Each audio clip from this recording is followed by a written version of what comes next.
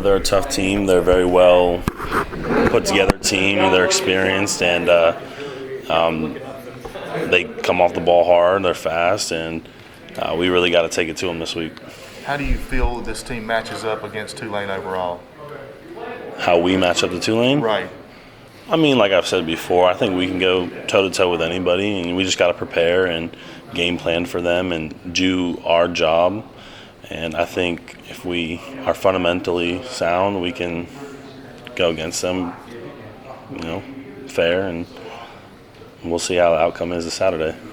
Coach Houston said he felt like last year y'all didn't play your best against Tulane. Is that a motivating factor at all? And it's rare you get a team at home twice in a row, too, in back-to-back years. So Right. Is that a motivating factor? Yeah, it definitely is. Even just last week, we didn't play our best game. And, we want to play our best every week. And we really have to step it up this week because Tulane is our first conference game. And they are very good, and they took it to us last year, and we pulled together near the end of the game last year, but we weren't able to come out with the win. So we're definitely motivated to step up from last week as well as step up from last year and play a better game this year. When you guys are struggling on offense, and the old saying is you don't have 5 pennies on the offensive line, you have a nickel. But do you see like one guy just makes a little error here or there's a little mistake here, and that's why? Because the problem with the offense, it looks so good at times, and then it bogs down at times. Yeah, so offense is difficult. So the O-line, there's 5 of us, but really we're one unit. Right. So we all have to be on the same page. We all have to, take the right step, go to the right person, keep our eyes disciplined. And if one of us messes up, and as one O-lineman messes up, it can trickle down the whole O-line, and it causes a train wreck, really. But it also starts with everybody else as well. So the QB, the running back, the wide receivers. So if we're not all on the same page, it's going to look like a train wreck. But when we all are on the same page, it could be a train wreck the other way. So that's why it looks like that sometimes, I would say. It's a good answer. Yeah, it was a great answer. What do you feel like the key is to getting the running game up and running a little bit? I like to put that on the O-line.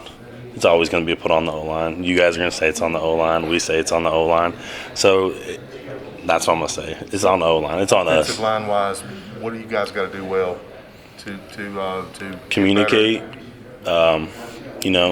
This week I said to the guys that we should make every day a goal towards our common goal to win. So what are we going to come up with Tuesday at practice? What's going to be our goal today? What are we going to get better at? What are we going to focus on today that we might have messed up last week? Like I'm going to take a better inside zone step, a better mid zone step, or I'm going to work on my hand fighting with pass protection. So I think that if we can do that and just work on our fundamentals this week, then we're going to play a lot better. Fernando, you and the other linemen are kind of reserved in these types of settings. What's game day Fernando like? What's game day in the offensive lineman room like? It's different with everybody. Some people like to just sit in their corner and listen to their music, and some people like to get nice and loud and rowdy.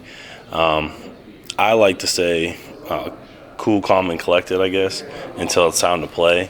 It is exciting, though, but you don't want to burn out beforehand. So, we go out there and we warm up, and we pretty much have a little practice for 45 minutes before kickoff. So you don't want to get all hype and crazy and, blow all your steam pretty much before the game. So sometimes before the game you might see me, I might just be a little, just chilling. But then once I want to go out there on the field, I'll be coming off the ball hard and rocking. Monday Night Raw. Yeah. So with Avery being out, Trent's had to step in, or Avery being a little banged up, Trent's had to step in a little more and play some center. How has that affected y'all's communication on the offensive line? Honestly, it's not too much different. We all communicate from right tackle to right guard to center to left guard to left tackle.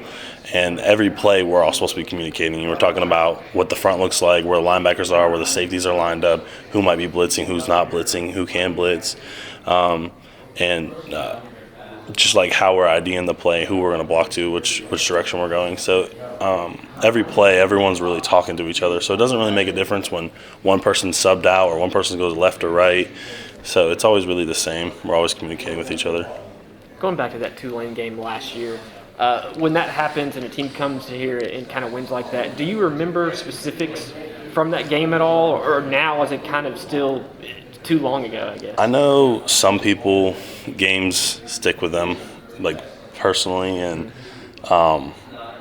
like certain things that happened in the game, or someone said something, or a one big play, or one fumble, interception, something like that. But for me, I don't really get caught up on all that because I'm always thinking, next play, next week, what am I going to get better at? What are we going to get better at?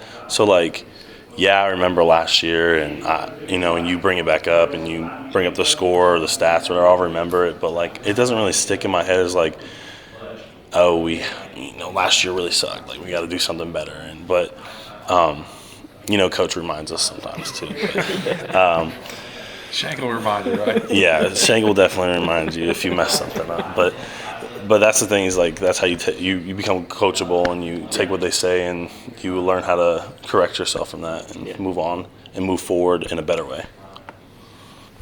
Awesome. Thanks, Fernando. Thanks, Nice job, guys. ECU, Private Nation, Purple and Gold family. Stand to your feet, put your crossbones up, and lean side to side. Yeah, and lean side to side. Yeah, and lean side to side. Come on, yeah. Welcome to the island, man. It's crazy in here. A whole